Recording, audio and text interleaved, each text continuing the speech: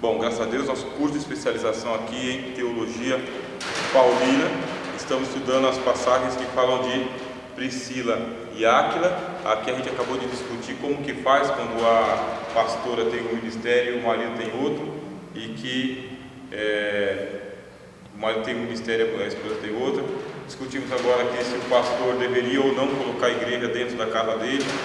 Esse casamento acabou, mas acabou não só por causa disso, é porque ela realmente não queria o Evangelho. Bem, na ocasião ela não queria o Evangelho, ela era casada com ele, e ele era filho de pastor, e ele foi chamado para o pastorado, mas ela não queria participar do ministério pastoral dele. Acabou que a igreja foi para dentro da casa dela, e isso aí foi um divisor de águas. Pouco tempo depois eles se separaram, se divorciaram, aí ele casou de novo e ela casou de novo. Pronto. Aí ele foi ser presbítero numa outra igreja, porque também não deu certo ele continuar o ministério depois. Aí ele ficou não como pastor, mas como presbítero. Depois foi reconhecida a credencial dele como pastor. Vamos ver aqui o que diz o texto. A antiga igreja de Santa Prisca, em Aventino, foi construída sobre a casa de Priscila e Áquila. Olha, vendo? O nome dela está gravado em muitos monumentos, incluindo o nome da igreja de Santa Prisca. Escritores cristãos primitivos a cobriram de elogios, louvando sua coragem, habilidade e santidade. Uma lenda surgiu sobre ela no século X, denominada Os Atos de Santa Prisca. Então o que acontece? Essa irmã aqui, ela tinha as credenciais que são colocadas aqui: coragem, habilidade e santidade. Quem está referenciando Priscila é o apóstolo Paulo. Então o apóstolo Paulo, ele foi um fariseu de formação. Ele não iria tecer elogios para Priscila caso ela fosse uma mulher vaidosa, ostensiva, uma mulher que ela expôsse o marido dela, porque não tem como ele escrever para Timóteo as regras para o diácono e para o bispo e ignorar isso na hora de aplicar para a Priscila. Então, se ela está recebendo referências do apóstolo Paulo, é porque ela tinha as qualidades de um ministério que é o normativo. Aí não é por ser mulher ou homem, mas o nome dela é Priscila, e ela é mulher. Então, ela vai ser colocada em relevância.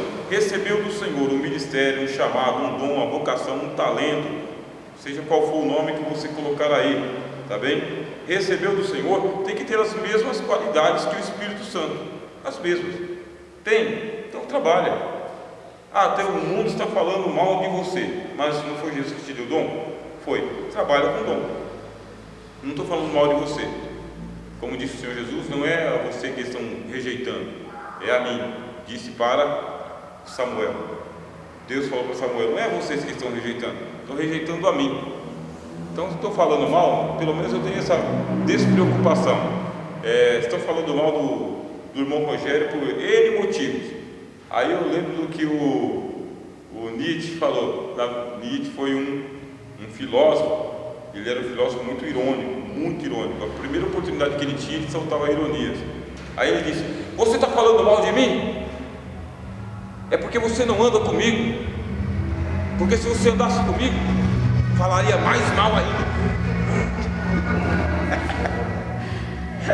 Os defeitos que você está vendo é pouco, eu tenho muitos piores do que esse daí.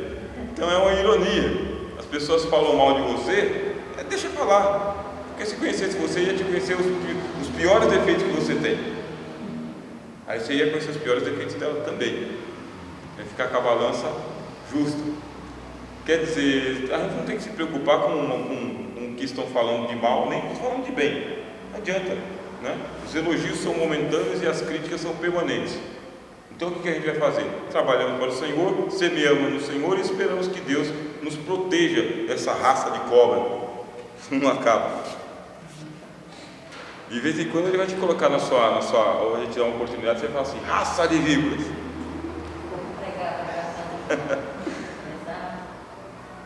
Então vamos lá. Chegando a Éfeso, agora é o seguinte: esse casal, é um casal muito influente. Aí eles vão chegar em Éfeso, que é um negócio estonteante. Éfeso a gente estudou aqui, é a igreja, tá? Éfeso é a cidade, é a igreja. Chegando a Éfeso, Priscila e Áquila conhecem Apolo. Porque o que acontece, meus irmãos? Existem pessoas que são pessoas de bastidores no Evangelho. É gente que é anônimo, trabalha, tem a sua importância, é muito importante. Sem os anônimos, sem os bastidores, sem o cabo-man, não sai nada. Tem um monte de gente atrás das cortinas, sem nome, sem reconhecimento, sem lugar no banner, para que a coisa funcione. Um monte. Agora, tem pessoas que são do estrelato, é o nome da representação social, tá? É o nome do ministério, é o nome do pastor, enfim, é o nome de destaque. Então, esse pessoal que vai ocupar aqui o estrelato acaba se relacionando com outros que também têm. Você tem os seus dons e talentos. Se você começa a usar para o Senhor, Deus vai te colocar do lado de outras pessoas que também têm os seus dons e talentos, que também trabalham aqui, sabe, diante do público, e que ganha destaque. O público só conhece você porque você prega, porque você ora, porque Deus te usa, porque você tem o seu momento em que você vai à frente. E o que acontece? Priscila e Áquila chegam em Éfeso, que é uma cidade gigantesca, e lá eles conhecem Apolo. Apolo também é um nome pesado no Novo Testamento. Ele é um nome pesadíssimo, Apolo, mas é um homem altamente discreto. Quer dizer, que não é o fato de você ter dons e talentos que são, sabe, ilustrados, que vai transformar a sua cabeça para você ser o popstar de Jesus. Eu sou o Michael Jackson da nova igreja. Não é por isso. O homem tem alto peso, pisa pesado no Novo Testamento. Ele é tão pesado que ele é colocado ao lado do apóstolo Paulo, é comparado com o apóstolo Paulo, tá? E o pessoal prefere Apolo do que o apóstolo Paulo, de tão pesado que é. Agora, Paulo escreveu 13 cartas do Novo Testamento. E Apolo? Paulo aparece em todo o livro de Atos. Depois do capítulo 13, só dá Paulo. 13 a 28, só dá Paulo. E cadê o Pedro? O Pedro vai até ali, o capítulo 10, depois ele desaparece. Não aparece mais. Paulo escreveu 13, Pedro escreveu 2 cartas. E o Apolo, que é tão pesado, tão importante, por que não aparece? Porque o ministério dele não é para aparecer mesmo. É um homem que vem, trabalha e vai embora. Porque a glória não é para Apolo e nem para Paulo. A glória é para o Senhor da seara. Senhor. Agora, o Apolo, ele precisava do quê? Precisava de ajustamentos.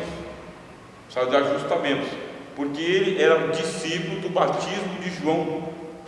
A Bíblia diz que ele era de Alexandria, Apolo era de Alexandria. O que é Alexandria? Era uma cidade no Egito, a capital do Egito, é a capital intelectual do Oriente, tá? Porque o que você tem? Você tem um continente, você tem o Oriente, você tem a Ásia, tem a Europa e aqui embaixo você tem a África, tá? Então você tem aqui o Oriente, aí depois você viaja um pouquinho do Oriente, você vai chegar a Europa aqui, a Ásia aqui embaixo, a África lá no escanteio.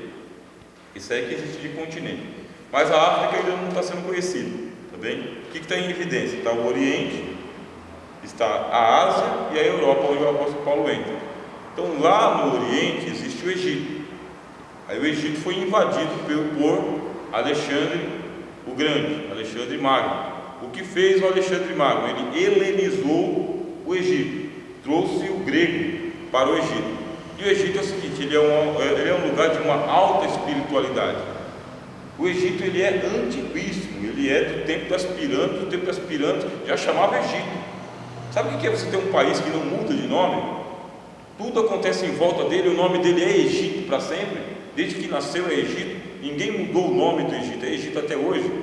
Então ali no Egito aparece inclusive nas profecias bíblicas, do começo ao fim do mundo. É um negócio esquisito.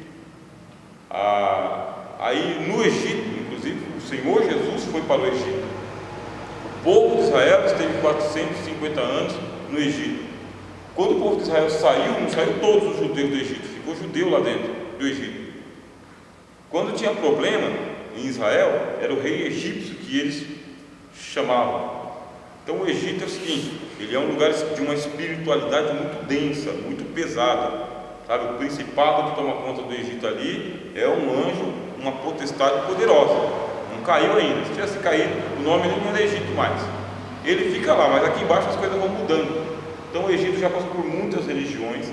A religião da atualidade no Egito é o Islã, né? Então o islamismo, o Egito, ele é islâmico.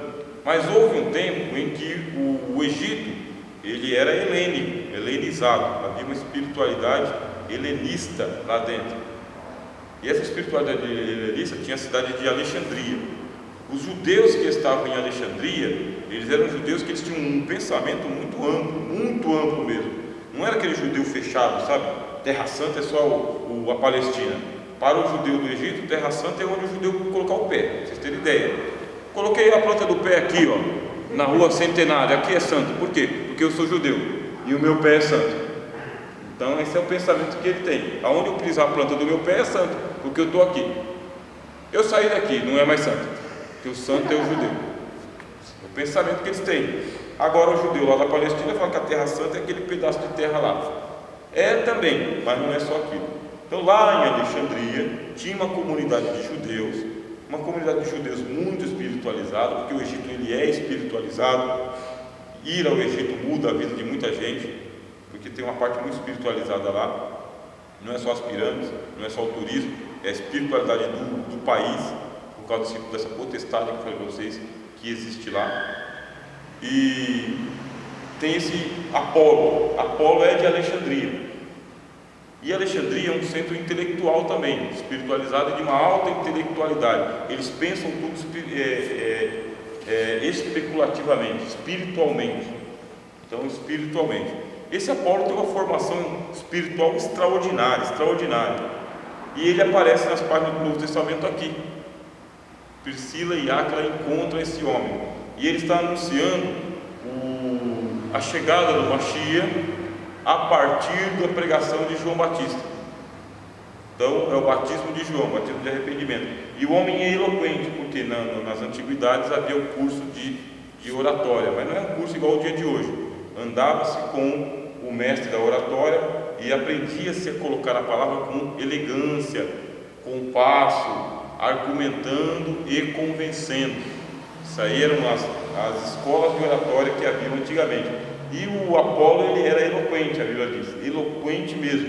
Ele pregava a palavra estilosamente, dava gosto de ouvir, conhecia muito bem o grego, porque ele está em Alexandria. Não é o caso do apóstolo Paulo. Paulo conhece o grego? Sim. Só que Paulo, ele é da estirpe dos judeus. Então ele fala um grego, mas é um grego meio arrastado, sabe? É uma segunda língua. Não é o caso de Apolo. O grego do apóstolo Paulo, de Apolo, não é a segunda língua, é a língua pátria dele, é a língua que ele fala, é a língua que ele pensa. Então o grego de Apolo é melhor do que o grego de Paulo, é mais estiloso, é mais bonito. O homem está dentro de uma cultura helênica. Quando o Apolo chega em Éfeso, ele ganha a atenção dos discípulos, ele ganha, porque ele fala muito bem, ele domina a língua, é um homem bem formado. Então vamos ler o texto aqui, Atos 18, 24 a 26. Esse é o contexto que os irmãos verem da alta eloquência que eu falei. Quando você é ilustrado, você está nas lideranças, você vai acabar encontrando pessoas que também são influentes, tá? Enquanto isso, um judeu, vamos lembrar que ele é judeu. Atos 18, 24 ao 26. Enquanto isso, um judeu chamado Apolo, natural de Alexandria, chegou a Éfeso. Eu quero até falar sobre essa visão aqui, tá? Fazer a ponte Alexandria e Éfeso. Ele era homem culto e tinha grande conhecimento das Escrituras, porque um judeu de Alexandria conhece a Bíblia em grego e em hebraico. Foi lá em Alexandria que você vai ter a Septuaginta, que é aquela tradução da Bíblia do hebraico para o grego. Bem? Fora instruído no caminho do Senhor, e com grande fervor falava e ensinava com exatidão acerca de Jesus, embora conhecesse apenas o batismo de João. Olha que negócio, fala de Jesus sem saber exatamente. Logo começou a falar corajosamente na sinagoga. Como ele era judeu, ele estava na sinagoga e começava a falar corajosamente. Quando Priscila e Áquila, olha o nome da moça aqui primeiro, o ouviram, porque eles são crentes, eles são crentes, têm dinheiro, tem dinheiro, tem influência, tem inteligência, são, empresários, mas são crentes. Não é o fato de ter dinheiro que vai impedir as pessoas de entrarem no reino de Deus. Às vezes a gente que é pobre, que não experimenta a riqueza, a gente despreza os ricos, dizendo, está todo mundo fora. E quantos irmãos e irmãs aí que têm posses e que são extremamente crentes, servem a causa do Senhor com as suas riquezas, com doações e com o serviço também. Quer dizer, nada impede a pessoa de servir ao Senhor com alegria, nada, nem a pobreza nem a riqueza. Que Deus seja louvado por isso. Agora, Priscila e Áquila ouviram, porque crente vai para a igreja. Só tem a sinagoga aqui, então é para onde vai. Você não está na sua cidade, não tem a sua igreja aqui na cidade para onde você foi visitar, mas tem a outra igreja ali que é do Senhor também. Você pode congregar lá? Pode, nada te impede. Mas não é da minha denominação. Você vai ouvir a palavra, vai louvar o Senhor, vai orar ao Senhor, nada te impede, você é livre. Você é livre. A igreja no Brasil ela tem essa liberdade. Significa que se você for lá você vai ser membro daquela igreja? Não significa isso. Aliás, você poderia ser membro da sua igreja, da sua comunidade, e ainda ser membro de outra igreja, que isso não afetaria em nada. Agora é que nós temos uma regra aqui no Brasil, que o crente tem que ser de uma igreja só, para não ficar misturando as doutrinas, porque o pessoal não consegue absorver nem a doutrina daqui, quanto mais a de lá. Aí fica trazendo mistura. Mas se você tivesse uma cabeça ilustrada, nada te impede você ser membro de outra igreja. É que o pessoal quer ser seu dono, então vai evitar que seja seu dono, então deixa para lá. Então Priscila e Áquila ouviram, convidaram para ir à sua casa e lhe explicaram com mais exatidão o caminho de Deus. Olha que maravilha. Você tem um dom, você tem um talento, você vê uma outra pessoa que é ilustrado, que tem influência, ao invés de você ficar com inveja e ciúmes dele, você se une com essa pessoa e aperfeiçoa essa pessoa com aquilo que você já tem. Você serve a ele com aquilo que você recebeu do Senhor. Não tem disputa, estou com inveja porque ele está pregando mais do que eu, estou com inveja porque ele está orando mais do que eu, que Deus está expulsando mais demônio quando ele coloca a mão do que eu não consigo tirar nem gripezinha, nada disso. Não tem isso aqui, Priscila e Áquila. E outra coisa, eles têm uma casa em Éfeso, olha só, tem condições, porque Deus dá condições, Deus dá condições de você conhecer pessoas e fazer o bem. Se você é uma pessoa que faz o bem, Deus vai lhe dar condições materiais para que você amplie o bem que você está fazendo. E por que condições materiais? Porque esse mundo aqui é de matéria, isso aqui nem é etéreo, não é só oxigênio. Isso aqui é oxigênio, arroz e feijão. Então quando você tem frio, não é só psicológico não, você precisa de blusa mesmo. Você de blusa, você tem fome, você não está em jejum, precisa de arroz e feijão. Precisa. Vai viajar daqui para não sei aonde, precisa de dinheiro para pagar a condução, combustível e pedágio. Deus, que criou o corpo, vai dar as condições materiais para que o bem que você faça amplie cada vez mais, receba a profecia. Bem? É o que diz a palavra de Deus. E aqui o apóstolo Priscila e Áquila tem uma casa em Éfeso. Tem uma casa em Éfeso, vão para a igreja, estão servindo ao Senhor, houve um pregador influente, mas está faltando alguma coisa na pregação do pregador. Ao invés de você ficar lá criticando, está faltando alguma coisa na pregação desse pregador aqui. Se ele realmente é do Senhor, chama. O homem aceitou o convite, foi para a casa deles com toda a simplicidade, ouviu a palavra de Deus com mais exatidão. Atos 18, 24, 26. Deixa eu pegar aqui a minha Bíblia aqui. Atos 18. E o que acontece com o ministério desse homem aqui depois que teve um encontro com Priscila e Áquila? Travou? Não travou, meus irmãos. Ele ficou aborrecido porque ele foi instruído com mais exatidão? Também não, porque tem gente, meu irmão, que ele é tão vaidoso que ele não aceita que outra pessoa o ensine. Não, eu já cheguei aqui no topo da pirâmide e não tem mais para cima, não tem mais para cima. Só os tolos fazem assim, só gente tolo, sabe? O tolo para de aprender porque acha que já sabe de tudo. Agora o sábio não para de aprender porque ele sabe que não sabe de tudo. E que tem gente que vai te aperfeiçoar, vai te ajudar, o que não te diminui em nada. Então vamos ver aqui.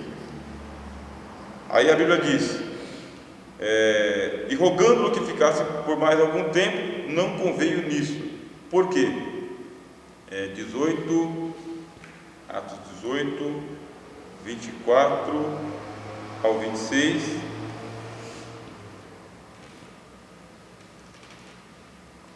Mais pontualmente, a minha tradução diz assim, Áquila o levaram consigo e lhe declararam mais pontualmente o caminho de Deus.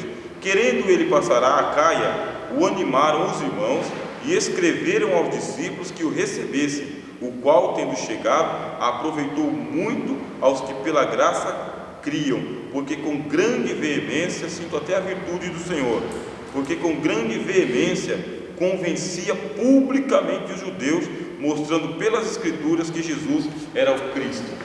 Você vê que maravilha? Um talento lapidado. Já pregava, já ensinava, já convencia, não conhecia com exatidão sobre Jesus. Discípulos de Jesus chamaram o homem, abriram as Escrituras com ele, fizeram uma conferência bíblica com ele na casa deles. O homem se deixou convencer. Aí agora eles vão ser referenciados por Priscila e Áquila. Se Priscila e Áquila não tivessem influência, quem é esse cara? Quem está referenciando? Deve ser o outro charlatão que está querendo levar o dinheiro da igreja. Eles não fizeram isso. Porque quando você tem um ministério, você vai referenciar alguém, você tem que saber quem você está referenciando, porque a outra pessoa vai ser recebida lá por sua causa. Então você colocou o seu nome na assinatura ali, recebe esse irmão aqui no Senhor. Quem está mandando a carta? O pastor João. Então, as pessoas que conhecem a vida e a história do pastor João vão receber lá o pastor Rogério por causa do pastor João. Por isso.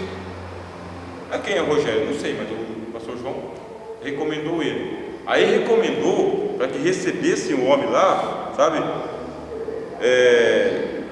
E aí quando o Apolo chegou, aqui tem uma assinatura de Priscila e Áquila. Apolo, vamos dar oportunidade para o irmão Apolo trazer a palavra nessa noite. Aí o Apolo não perde a oportunidade. Olha o nome dele, Apolo. É um dos deuses da mitologia grega, tá? Apolo, o deus da medicina e o deus da ciência. Então tem um nome, estava honrando o nome dele. Chegou lá, abria as Escrituras, convencia a todos, mostrando com exatidão quem era Jesus. Quem era Jesus. Que maravilhosa lição que o Senhor nos dá, né, irmãos? De que você tem o seu talento, mas ele precisa de ser aperfeiçoado. E quem vai aperfeiçoar o seu talento é alguém que já recebeu. Então, se alguém recebeu e está lapidando, está trabalhando, você continua recebendo e lapidando. E quando você for adiante, você vai passar aquilo que recebeu da parte do Senhor. Amém? Olha que bênção. Então, a ideia que temos de Priscila é que ela se destacava mais do que o marido. Foi professora de Apolo, que era eloquente e poderoso nas Escrituras. Estava disposta a dar a vida por Paulo. Era conhecida em todas as igrejas dos gentios. Reunia uma igreja em sua casa, era cooperadora, e a estes ilustres cooperadores, Paulo diz que os crentes devem reconhecer e terem grande estima e amor. Paulo morou 1 ano e 6 meses em Corinto e mais 3 anos em Éfeso com Priscila e Áquila. Priscila é o melhor exemplo revelador da postura de Paulo relativamente às mulheres na igreja, mas ela não foi a única. Na semana que vem nós vamos para Febe, Romanos 16, 1 e 2.